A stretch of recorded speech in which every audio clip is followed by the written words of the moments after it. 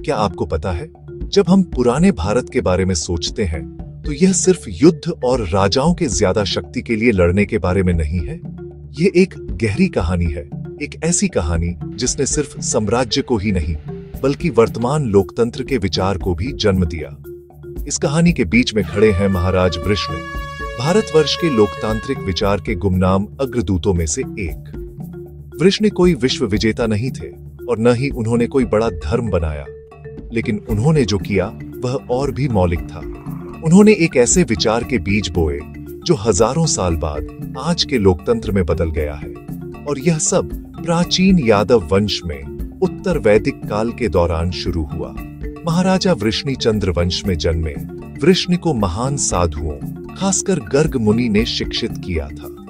उन्होंने सिर्फ धर्म ग्रंथों को ही नहीं पढ़े, उन्होंने इसके अलावा उन्होंने राजनीति, नैतिकता और सामूहिक शासन की मूल बातों पर भी गहन अध्ययन किया।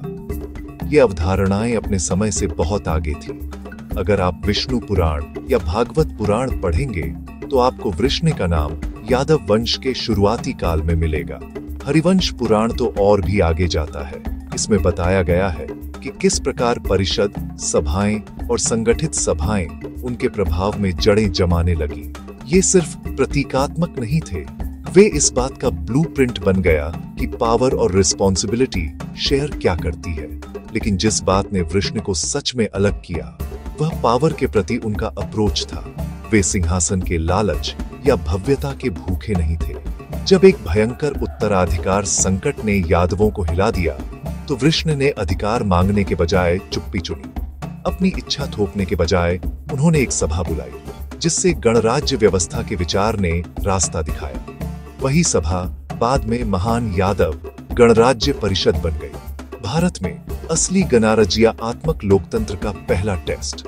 यहाँ ज्ञानपूर्ण बात है, वृष्ण ने एक ऐसी प्रणाली को बनाया जहाँ कोई एक व्यक्ति अकेले शासन नहीं करता था। निर्णय सामूहिक रूप से लिए जाते थे, यहाँ तक कि राजा भी सभा के प्रति जवाबदेह होता था। लोगों की सहमति सबसे ज्यादा मायने रखती थी।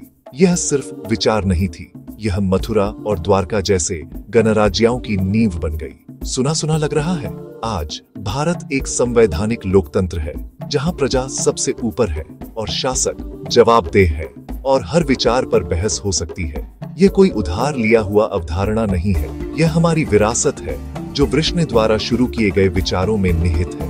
यहाँ एक रोचक कहानी यह भी है, जब उत्तराधिकार को लेकर झगड़े हुए तो सब बोले, लेकिन वृष्ण चुप रहे। जब पूछा गया क्यों, तो उन्होंने जवाब दिया, जहाँ शब्द बांटते हैं वहाँ चुप्पी कर्तव्य है, और जब शक्ति एक का अधिकार बन जाती है तो केवल एक सभा ही संतुलन बहाल कर सकती है। वह बौद्धिक विचार सदियों पुरानी आज भी हमारे लोकतंत्र में गूंजती है।